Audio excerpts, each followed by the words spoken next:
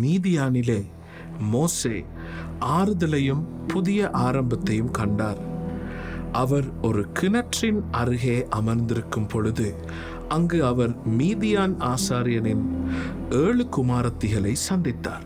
மேலும் ஆசாரியனின் குமாரத்திகளை விரட்ட முயன்ற மேய்ப்பர்களிடமிருந்து அவர்களை பாதுகாத்தார். அவருடைய உதவிக்கு நன்றியுடன் ஆசாரியனின் குமாரத்திகள் மோசேயை தங்கள் வீட்டிற்கு அழைத்துச் சென்றனர். அங்கு அவர் குமாரத்திகளில் ஒருவரான சிப்போராலை மணந்தார். மோசே தனது எகிப்திய வழிகளை மறந்து ஒரு மேய்ப்பனின் வாழ்க்கையை வாழ வேண்டியிருந்தது.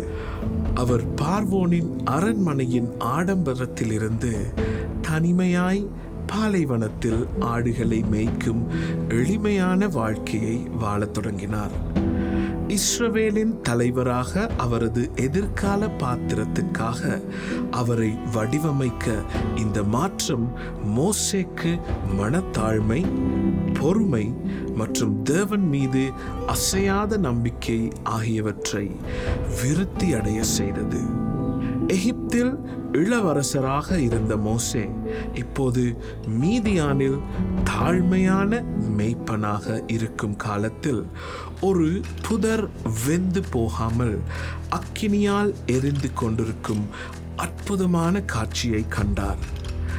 ஆர்வத்தால் ஈர்க்கப்பட்டு நெருங்கி வரும் மோசேயை கண்ட தேவன் அக்கினி ஜுவாலையிலிருந்து மோசே மோசே என்று அழைத்தார்.